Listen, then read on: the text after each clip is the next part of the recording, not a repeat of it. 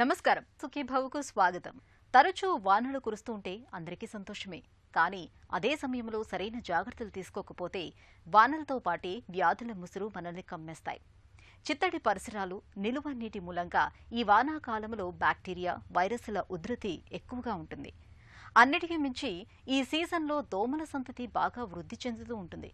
ఓవైపు దోమలు, మరోవైపు హానికారక బ్యాక్టీరియా, వైరస్లు ఇవన్నీ కలగలిసి ఈ వర్ష ఋతువులో మనకు రకరకాల అనారోగ్యాలను తెచ్చిపెడుతూ ఉంటాయి.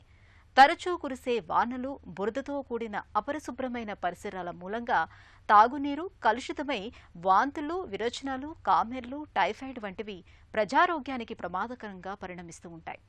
ఈ నేపథ్యంలో వానాకాలంలో పొంచి ఉండే వ్యాధులు, వాటిని నివారించుకునే మార్గాల గురించి ఇప్పుడు తెలుసుకుందాం. జలమే జీవం. జలమే జీవకోటికి ప్రాణాధారం. నీరే పైరుకు ప్రాణం పోస్తుంది. నీరే వ్యవసాయానికి ఆధారం. నదులున్న చోటే నాగరికతలు కూడా పురుడు పోసుకొని విలసిల్లాయి. అందుకే నీటిని జీవజలం అంటారు. అయితే ఆ నీరున్న చోట మన ఆరోగ్యానికి హాని చేసే రకరకాల బ్యాక్టీరియాలు, వైరస్లు, ఫంగస్ లాంటి సూక్ష్మజీవులు కూడా పుట్టుకొస్తాయి. ఇక ఇలాంటి సూక్ష్మజీవుల్ని ఒకచోటు నుంచి ఇంకొక చోటకు తరలించే దోమలు, ఈగలు కూడా ఈ నీటిలోనే పెరిగి పెద్దవవుతాయి. అందుకే వానాకాలంలో నీరు పుష్కలంగా ఉండడం వల్ల, ఎక్కడ పడితే అక్కడ నిల్వ ఉండడం వల్ల అనేక రకాల సూక్ష్మజీవులు ప్రాణం పోసుకుని దోమలు, ఈగల ద్వారా మనుషులకు సంక్రమించి రకరకాల విషజ్వరాలను తెచ్చిపెడుతుంటాయి. ఎండాకాలము, శీతాకాలంతో పోల్చుకుంటే వర్షాకాలంలో మనం జబ్బులు ఎక్కువగా చూస్తుంటాం. ఈ వర్షాకాలంలో ప్రతి హాస్పిటల్ కూడా రోగులతో కిక్కిరిసిపోతూ ఉంటుంది. దీనికి కారణాలు ఏమిటంటే వానాకాలంలో వాతావరణంలో వచ్చే మార్పుల వల్ల, అంటే తేమ ఎక్కువగా అవటం వల్ల, ఉష్ణోగ్రత తగ్గిపోవటం వల్ల కొన్ని వైరస్లు బాగా వృద్ధి చెందుతాయి. ముఖ్యంగా రెస్పిరేటరీ సిస్టమ్కి సంబంధించిన వైరస్లు. దానివల్ల మీకు శ్వాసకోశ సంబంధించిన జబ్బులు, అంటే జలుబు కావచ్చు, ఫ్లూ కావచ్చు, న్యూమోనియా కావచ్చు, ఆస్తమా కావచ్చు, ఇవి ఎక్కువ అవుతుంటాయి. అలాగే ఈ కాలంలోనే మనకి దోమల బెడద ఎక్కువగా ఉంటుంది. ఈ దోమలు ఎక్కువ అవటం వల్ల దోమల ద్వారా వచ్చే వ్యాధులు, అంటే మలేరియా కావచ్చు, అదేవిధంగా చికున్గున్యా కావచ్చు, డెంగీ కావచ్చు, కొన్ని చోట్ల మనకి ఎన్కెఫలైటిస్ కావచ్చు, ఈ జబ్బులు మనం ఎక్కువగా చూస్తూ ఉంటాం. అదేవిధంగా వర్షాకాలంలో బావుల్లో, చెరువుల్లో నీరు కలుషితం అవుతుంది. కొన్ని పట్టణాల్లో డ్రైనేజీ కూడా మంచినీటితో కలిసిపోయి కలుషితం కావటం వల్ల చాలామందికి ఈ జబ్బులు, అంటే డయేరియా కావచ్చు, టైఫాయిడ్, జాండీస్, అంటే హెపటైటిస్ ఏ, హెపటైటిస్ ఈ అనే జబ్బులు చాలా ఎక్కువగా చూస్తూ ఉంటాం. ఇది కాకుండా చలికాలంలో కాకుండా వర్షాకాలంలో కూడా చాలామందికి ఎలర్జీస్ ఎక్కువ అవుతుంటాయి. కొంతమందికి ఈ చర్మానికి సంబంధించిన ఎలర్జీసు, ఎగ్జిమాలు మనం ఎక్కువగా చూస్తుంటాం. తేమ ఎక్కువ ఉండటం వల్ల కొన్ని ఫంగస్ వ్యాధులు ఎక్కువ కనపడుతుంటాయి. ముఖ్యంగా గ్రామ ప్రాంతాల్లో వ్యవసాయం చేసేవారిలో కాళ్ళ వేళ్ళ మధ్యలో ఫంగస్ ఇన్ఫెక్షన్లు ఎక్కువగా చూస్తుంటాం. కొంతమంది కాళ్ళకు కూడా ఇన్ఫెక్షన్లు బాగా వస్తూ ఉంటాయి. వానాకాలంలో నీళ్లు ఎక్కడ పడితే అక్కడ నిల్వ ఉండడం మనం చూస్తుంటాం. ఈ నిల్వ నీరే దోమలకు ప్రాణం పోస్తుంది. ఈ దోమలే రకరకాల జ్వరాలకు ఆజ్యం పోస్తాయి. వర్షాకాలం రాగానే మనం మలేరియా, డెంగ్యూ, చికున్గున్యా, మెదడు వాపు లాంటి విషజ్వరాలు ఎక్కువగా ప్రబలడం చూస్తూ ఉంటాం. ఈ విషజ్వరాల్లో మలేరియా ఇవాళ అతిపెద్ద విపత్తుగా పరిణమిస్తోంది. మలేరియా కారణంగా ప్రపంచవ్యాప్తంగా ఏటా 15 లక్షల నుంచి 30 లక్షల మంది దాకా మృత్యువాత పడుతున్నట్టు గణాంకాలు చెబుతున్నాయి. మలేరియా మరణాల్లో ఎక్కువగా 5 ఏళ్లలోపు చిన్నారులే ఉండడం ఆందోళన కలిగించే అంశం. ఇక మలేరియా తర్వాత తీవ్రమైన చలి జ్వరంతో, ఒంటి నొప్పులతో వచ్చిపడే అత్యంత ప్రమాదకరమైన జ్వరం డెంగ్యూ. అలాగే అప్పుడప్పుడు చికున్గున్యా కూడా విరుచుకుపడి కీళ్ల నొప్పులతో కూడిన జ్వరాలను తెచ్చిపెడుతుంది. ఇక చిన్నపిల్లల పాలిట ప్రాణాంతకంగా పరిణమించే మెదడు వాపు రావడానికి కారణం కూడా దోమలే. టైఫాయిడ్, కామెర్ల లాంటివి కూడా ఈ వానాకాలంలోనే ఎక్కువగా విరుచుకుపడుతుంటాయి. ఈ వర్షాకాలంలో మీరు చాలా వరకు ప్రెస్లో చూస్తూ ఉంటారు, విషజ్వరాలు అంటుంటారు. విషజ్వరం అంటే ప్రత్యేకంగా వైరల్ జ్వరం కావచ్చు, లేదా ఇతరత్ర ఇన్ఫెక్షన్ కావచ్చు. అంటే బాగా ఒళ్ళునొప్పులతో కొంతమందికి ర్యాష్తో జ్వరాలు వస్తుంటాయి. వీటిని విష జ్వరం అంటూ ఉంటాం. అది కాకుండా ఈ వర్షాకాలం ఫ్లూ ఎక్కువగా వస్తుంది. ఫ్లూ అంటే ఒళ్ళునొప్పులతో జ్వరము, గొంతు నొప్పి, దగ్గు, కొంతవరకు జలుబు ఉండే అవకాశాలు ఉన్నాయి. కొంతమందిలో న్యూమోనియాకి దారితీస్తుంది. అది కాకుండా కొంతమంది న్యూమోనియా అంటే బ్యాక్టీరియల్ న్యూమోనియా కూడా వస్తూ ఉంటుంది. దీన్నే కమ్యూనిటీ యాక్వైర్డ్ న్యూమోనియా అంటుంటాం. అది కాకుండా ఈ వర్షాకాలంలో మనకి బ్రాంకియల్ ఆస్తమా అంటే ఆస్తమా జబ్బు కొంతమందికి ఎక్కువ అయ్యే అవకాశం ఉంది. ఇది కాకుండా సైనసైటిస్ కూడా చాలామందికి ఈ వర్షాకాలంలో ఎక్కువ అవుతూ ఉంటుంది. ఈ వర్షాకాలంలో మీరు చూస్తూ ఉంటారు, ప్రత్యేకంగా ఈ సంవత్సరంలో చాలామందికి డెంగీ జ్వరము, చికున్గున్యా వస్తుంది. అంటే తీవ్రమైన ఒళ్ళు నొప్పులతో అదే తలనొప్పితో డెంగీ జ్వరం మొదలవుతుంది. కొంతమందికి ర్యాష్ రావచ్చు. మొదటి 5 రోజులు కూడా ఈ జ్వరం చాలా ఎక్కువగా ఉండి ఆ తర్వాత తగ్గిపోయేతో కొంతమందికి కాంప్లికేషన్ వచ్చే అవకాశం ఉంది. అదే చికున్గున్యాలో కూడా డెంగీలాగా ఉంటుంది, కానీ ఇది కేవలం కొన్ని గంటలు లేదా ఒక రోజు మాత్రమే జ్వరం ఉంటుంది. జ్వరం తగ్గుతూనే విపరీతమైన ఒళ్ళు నొప్పులు, ముఖ్యంగా జాయింట్ పెయిన్స్, కీళ్ళ నొప్పులు చాలా ఎక్కువగా ఉండి చాలా నడవని పరిస్థితుల్లో హాస్పిటల్కి వస్తూ ఉన్నారు. కొంతమందిలో మనం డయేరియా అంటే నీళ్ళ విరేచనలు చూస్తూ ఉన్నాము. అదే టైఫాయిడ్ జ్వరం కూడా ఈ సంవత్సరం ఎక్కువగానే వస్తూ ఉంది. అది కాకుండా కొంతమందిలో హెపటైటిస్ ఏ, హెపటైటిస్ ఈ, ఎందుకంటే చాలామంది ఈ వర్షాకాలంలో బయట లభ్యమయ్యే తినుబండారాలు తిన్నప్పుడు వాళ్ళు ఈగల వాడటం వల్ల కావచ్చు, లేదా నీరు కలుషితం కావటం వల్ల కావచ్చు, ఈ జాండీస్ చాలామంది కనబడుతుంది. తరచూ కురిసే వానలు అనేక వ్యాధికారకాలకు ప్రాణం పోస్తాయి. ఈ వైరస్లు మనం పీల్చే గాలి, తాగునీరు, తినే ఆహార పదార్థాల ద్వారా చాలా తేలికగా మనలోకి చేరిపోయి రకరకాల ఇన్ఫెక్షన్లను, జబ్బుల్ని తెచ్చిపెడతాయి. ఈ సీజన్లో అపారంగా వృద్ధి చెందే దోమల మూలంగా డెంగీ, గన్యా, మలేరియా వంటి విషజ్వరాలు కూడా ప్రబలుతూ ఉంటాయి. వానాకాలంలో పొంచి ఉండే వ్యాధుల ముప్పు గురించిన మరిన్ని వివరాలను ఇప్పుడు తెలుసుకుందాం. వానాకాలంలో మనల్ని వేధించే జ్వరాలు మహా అయితే 2-3 రోజుల్లో తగ్గిపోతాయి. అలా కాకుండా వారం దాటినా జ్వరం తగ్గకుండా చలి, ఒళ్ళు నొప్పులు, నీరసం, తలనొప్పి, కీళ్ల నొప్పులు లాంటి ఇతరత్ర లక్షణాలు కూడా ఉంటే వెంటనే హాస్పిటల్కి వెళ్లడం మంచిది. రక్త పరీక్ష, వైరల్ పరీక్షలు, జాండీస్ని నిర్ధారించే పరీక్షలు చేయించుకోవడం అవసరం. మనకొచ్చిన జ్వరం ఏ తరహా అన్నది నిర్ధారించుకోవాలి. డెంగ్యూ జ్వరం కూడా దానంతటదే తగ్గిపోతుంది. అయితే డెంగ్యూలో హెమరేజిక్ ఫీవర్ అనేది ప్రమాదకరమైన పరిస్థితి. ఇందులో శరీరంలో అంతర్గతంగా రక్తస్రావం కావడంతో పాటు రోగి బీపీ పడిపోయి కోమాలోకి వెళ్లే ప్రమాదం ఉంది. ఇది ప్రాణాంతక పరిస్థితి. దీనికి వెంటనే చికిత్స ప్రారంభించాలి. ఇక మలేరియా, టైఫాయిడ్, మెదడు వాపు లాంటివి కూడా రోజులు గడిచే కొద్దీ ప్రమాదకరంగా పరిణమిస్తాయి. ప్రతి వర్షాకాలంలో కూడా నేను ఇందాక చెప్పిన జబ్బులని చూస్తూనే ఉంటాం. కొంతమందికి ఈ జబ్బుల వల్ల అవగాహన లేకపోవటం వల్ల కొంతమంది ప్రమాదానికి గురవుతున్నారు. కొంతమందిలో మృత్యువు సంభవిస్తూ ఉంది. ముఖ్యంగా చాలామంది మామూలుగా వచ్చి జ్వరంలే తగ్గిపోతున్న నిర్లక్ష్యం చేస్తూ ఉంటారు. ఈ రోజుల్లో ప్రతి చిన్న పట్టణంలో, గ్రామంలో కూడా ఈ జ్వరాలు డయాగ్నోస్ చేయడానికి ర్యాపిడ్ డయాగ్నోస్టిక్ కిట్స్ లభ్యమవుతున్నాయి. జ్వరం రాగానే నిర్లక్ష్యం చేయకుండా మీరు డాక్టర్ని సంప్రదించాలి. సొంత వైద్యము అంటే సెల్ఫ్ మెడికేషన్ పనికిరాదు. మీరు జ్వరం వచ్చినప్పుడు పారాసిటమాల్ బిళ్ళలు వాడవచ్చు, అది సురక్షితం. అంతేగాని పెయిన్ కిల్లర్స్ వాడకూడదు.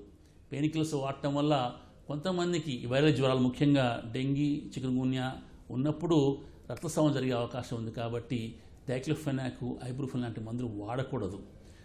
అదేవిధంగా డాక్టర్ వెంటనే సంప్రదించి ఇందాక చెప్పిన ర్యాపిడ్ డయాగ్నోస్టిక్ కిట్స్ ద్వారా అది డెంగీ జ్వరమా, మలేరియానా చాలా తేలిగ్గా గుర్తుపట్టవచ్చు. అదేవిధంగా ఫ్లూ జ్వరం కూడా చాలా తేలిగ్గా మనం డయాగ్నోస్ చేయవచ్చు. అందుకనే మొట్టమొదటి రోజే మీరు డాక్టర్ని సంప్రదించి సరైన వైద్య చికిత్స తీసుకోవాలి. అది కాకుండా కొంతమందిలో డెంగీ జ్వరం వచ్చి తగ్గిపోయిన తర్వాత చాలామందికి ప్రాబ్లమ్స్ అంటే కాంప్లికేషన్ మొదలవుతాయి. దాన్ని క్రిటికల్ పీరియడ్ అంటాం. అప్పుడు మీరు డాక్టర్ని సంప్రదించాలి. అంతేగాని జ్వరం ఉన్నప్పుడు కంగారు పడిపోయి జ్వరం తగ్గగానే డాక్టర్ దగ్గరికి పోవటం మానివేయకూడదు. డాక్టర్ చెప్పిన సూచనలు తప్పకుండా పాటిస్తూ ఉండాలి. సెల్ఫ్ మెడికేషన్, ముఖ్యంగా ఆకురసాలు లాంటి, ఎక్కువ పదరసాలు లాంటివి తాగకూడదు. దానివల్ల కొంతమంది ప్రమాదం సంభవించే అవకాశం ఉంది. అదే చికున్గున్యా కూడా మొట్టమొదటి రోజు జ్వరం వచ్చి తగ్గిపోతుంది. ఆ తర్వాత విపరీతమైన నొప్పులు వస్తుంటాయి కొంతమందికి. దానికి డాక్టర్ పర్యవేక్షణలో నొప్పి నివారణ మందులు వాడవచ్చు. కొంతమందిలో కొన్ని రకాల మందులు HCQS కానివ్వండి, అది కొంతమంది లో డోస్ స్టెరాయిడ్స్ కూడా ఇస్తూ ఉంటారు. అవి కేవలం డాక్టర్ల పర్యవేక్షణ మాత్రమే వాడుతూ ఉండాలి. అదేవిధంగా డైరియా వచ్చినప్పుడు కూడా చాలామంది మందుల షాప్కి వెళ్ళి ఆ నీల వేరియేషన్ ఆగిపోవడానికి ఏదో మందు వాడుతుంటారు. ఆ ట్యాబ్లెట్ వాడినప్పుడు ఆ ఇంటెస్టైన్స్ అంటే ప్రేగుల కదలిక ఆగిపోయి మోషన్లు తగ్గుతాయి, కానీ లోపల ఇన్ఫెక్షన్ బాగా నిలవ ఉండి ఆ ఇన్ఫెక్షన్ టాక్సిన్స్ రక్తంలోకి తీసుకోబడి అంటే గ్రహించబడి చాలామంది ఆ సెప్టిక్ షాక్లో మరణించే అవకాశం ఉంది. కాబట్టి డయోరియా అంటే నీళ్ళ వేరియేషన్లు ఆగిపోయే మందులు మీరు వాడకూడదు. కేవలం డాక్టర్ పర్యవేక్షణలో యాంటీడయల్ బిళ్ళలు వాడుతూ ఉండాలి. కొంతమందిలో ఐవి ఫ్లూయిడ్స్ అవసరము.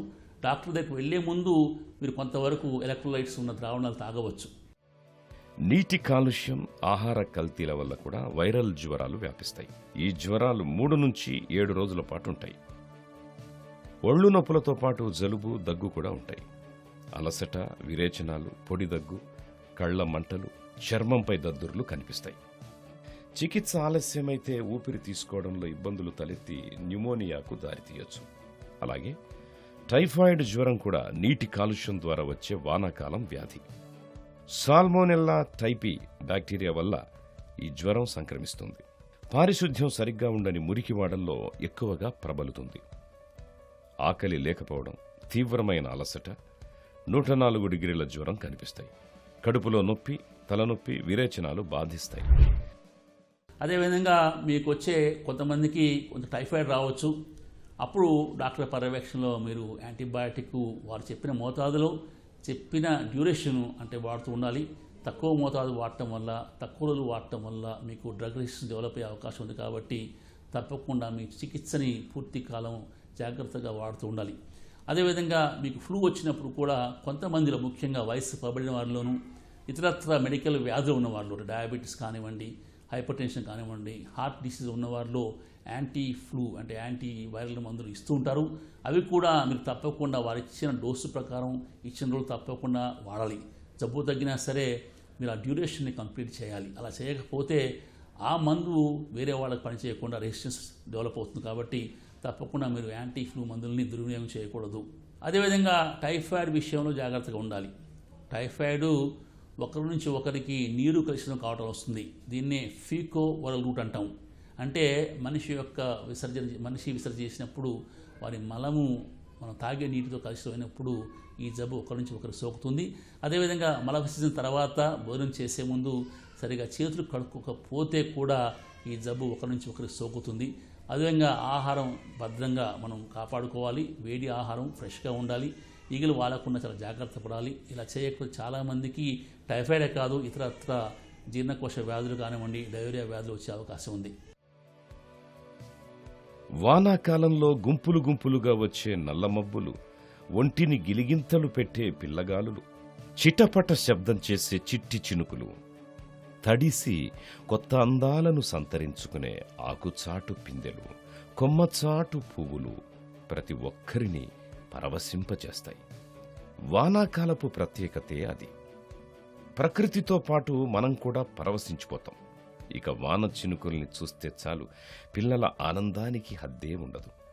కాగితపు పడవల్ని తయారు చేసి వాన నీటిలో వాటిని వదులుతూ ఆనందపడిపోతుంటారు. వానలో తడవకండి, జలుబు చేస్తుంది అని అమ్మ కోప్పడుతున్నా పట్టించుకోకుండా వాన జల్లుతో తనివి తీరా తడిసి ముద్దవుతుంటారు. చివరికి అమ్మ మాటే నిజమవుతుంది. రాత్రికల్లా హచ్మనే తుమ్ములు, జలుబులతో ముక్కులు బిగుసుకుపోయి చిన్నారుల్ని బాగా ఇబ్బంది పెట్టేస్తుంటాయి. మీరు చూస్తూ ఉంటారు, వర్షాకాలంలో చాలామంది పిల్లల్లో రైనైటిస్ అంటే జలుబు, అదేవిధంగా గొంతు ఇన్ఫెక్షన్స్, కొంతమందికి ఆస్తమా, న్యూమోనియాలు వస్తూ ఉంటాయి. దీనికి అనేక కారణాలు ఉన్నాయి. ఒకటి వాతావరణంలో వచ్చిన మార్పులు, అది కాకుండా వర్షాకాలంలో వాళ్ళకి స్కూల్స్ మొదలవుతాయి. ఒకే క్లాస్ రూమ్లో 30 నుంచి 70 మంది పిల్లలు ఉంటారు. అలా ఉన్నప్పుడు ఒకరి నుంచి ఒకరికి ఇన్ఫెక్షన్స్ సోకే అవకాశం ఉంది. ఇలా రాకుండా ఉండాలంటే డాక్టర్ల పర్యవేక్షణలో వారికి అది జాగ్రత్త తీసుకోవాలి. వాళ్ళ పీడియాట్రిస్ట్ చెప్పినట్టుగా కూడా బాగా వెంటిలేషన్ ఉండేట్టుగా కాపాడాలి. విధంగా పిల్లలకి ఎవరికైనా రెస్పిరేటరీ ట్రాక్ట్ ఇన్ఫెక్షన్, జలుబు కానీ ఫ్లూ కానీ ఉంటే ఆ పిల్లల్ని ఇంటి దగ్గరే ఉంచి చదివించాలి.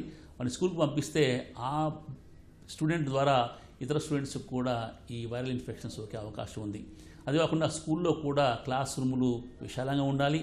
అదేవిధంగా వారికి బాగా వెలుతురు, గాలి వచ్చే విధంగా కిటికీలు ఉండాలి. ఎవరికైనా జలుబు చేస్తే వెంటనే ఆ విద్యార్థిని సిక్ రూమ్లో అంటే వేరే ఐసోలేషన్ రూమ్లో ఉంచి చదివించాలి, లేదా ఇంటికి పంపించే ఏర్పాటు చేయాలి.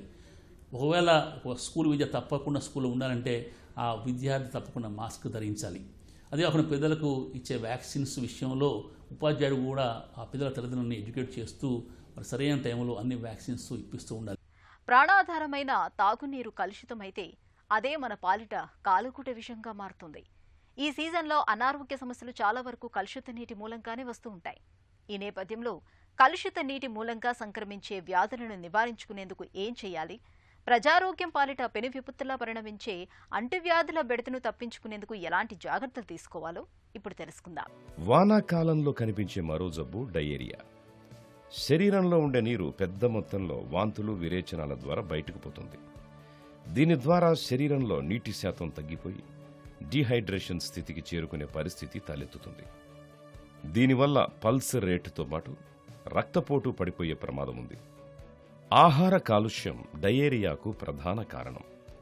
అనేక రకాల వ్యాధికారక పరాన్నజీవులు నీరు, ఆహారం ద్వారా శరీరంలోకి వ్యాపిస్తాయి. బయట ఎక్కడ పడితే అక్కడ దొరికే కలుషిత ఆహారం, నీరు, చిరుతిళ్ల వల్ల వాంతులు, విరేచనాలు వస్తాయి.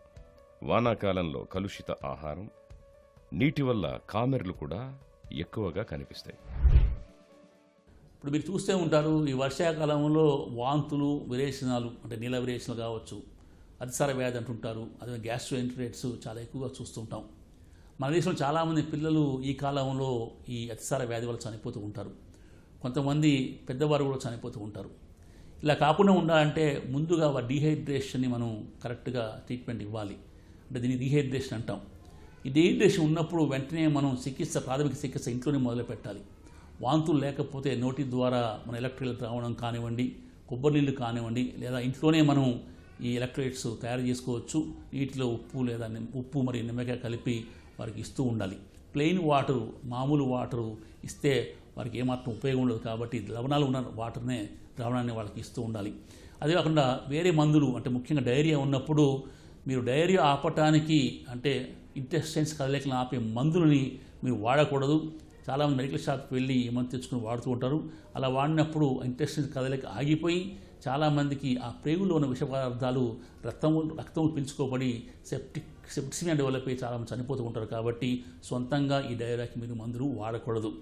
అదే కాకుండా వెంటనే వీళ్ళని త్వరలో ఆ పేషెంట్ని హాస్పిటల్ తీసుకెళ్లే అవసరమైతే డాక్టర్ సలహా మేరకు ఐవీ ఫ్లూయిడ్స్ ఇప్పిస్తూ ఉండాలి. ఇలా చేయకపోతే చాలామందిలో బీపీ తగ్గిపోయి కిడ్నీలు చెడిపోయే ప్రమాదం ఉంది. కొంతమంది మరణాలు కూడా సంభవించవచ్చు, ముఖ్యంగా పిల్లల్లో, వృద్ధుల్లో. కాబట్టి ఈ వయసు వారిలో చాలా జాగ్రత్తగా మనం చూస్తూ ఉండాలి వీరిని. అదేవిధంగా ఈ కాలంలో కొంతమందికి కామెర్లు మనం చూస్తుంటాం. కామెర్లు రావడానికి ముందే 1-2 రోజుల ముందే విపరీతమైన వాంతులు అవుతుంటాయి. చాలామంది వాంతులకు మందు వాడుతూ ఉంటారు. కామెర్లు రాగానే వాళ్ళు నాటు మందు కోసం ఎక్కడికి వెళ్ళి పసర్లన్నీ పోయించుకుని ఉంటారు. అలా కాకుండా ఈ కామెర్లు ఎందుకు వచ్చాయి, హెపటైటిస్ ఈనా చూస్తూ ఉండాలి. వర్షాకాలంలో నీరు కలుషితం కావడంలో వచ్చే లేదా ఆహారం కలుషితం కావడంలో వచ్చే జాండీస్, హెపటైటిస్ ఏ కావచ్చు, హెపటైటిస్ ఈ కావచ్చు. సాధారణంగా ఈ జాండీస్ 1 నుంచి 4 వారాలు ఉంటుంది. చాలామంది దాదాపు 99% మంది పేషెంట్స్లో దీనివల్ల కాంప్లికేషన్ రావు. ఇవే వచ్చి నెమ్మదిగా తగ్గుతూ ఉంటాయి. కానీ కొంతమందిలో కాంప్లికేషన్ రావచ్చు. కాబట్టి ఈ డాక్టర్ పర్యవేక్షణ మందులు వాడుతూ ఉండాలి. అవసరమైతే డాక్టర్ సలహా మేరకు ఇన్పేషెంట్గా జాయిన్ కావాల్సి వస్తుంది. వర్షాకాలంలో జబ్బులు ఎక్కువ కాబట్టి ఆరోగ్య విషయంలో అందరూ జాగ్రత్తగా ఉండాలి. ప్రతి ఒక్క పౌరుడు కూడా ఈ విషయంలో జాగ్రత్తగా ఉండాలి. ముఖ్యంగా మనం తినే ఆహారము, నీరు చాలా ఫ్రెష్గా ఉండాలి, కలుషితం కాకుండా ఉండాలి. ఇలా చేయటం వల్ల మీరు నీటి ద్వారా, ఆహారం ద్వారా వచ్చే జబ్బులు అంటే అది డయేరియా కావచ్చు, జాండీస్ కావచ్చు, టైఫాయిడ్ కావచ్చు, వీటిని నివారించుకోవచ్చు. ముఖ్యంగా స్కూల్ పిల్లల విషయంలో వారి బయట ఆహార పదార్థాలు తినకుండా చూడాలి. ఎప్పుడూ మనం తాజా పదార్థాలే పిల్లలకు సర్వ్ చేస్తూ ఉండాలి. అదేవిధంగా దోమల గురించి చాలా జాగ్రత్తగా ఉండాలి. దోమల విషయంలో ప్రతి పౌరుడు కూడా చాలా జాగ్రత్తగా బాధ్యత వహించి మెలగాలి. మనకి ఇంట్లో ముఖ్యంగా డెంగీని కలగజేసి ఈడీస్ దోమలు ఉంటుంటాయి.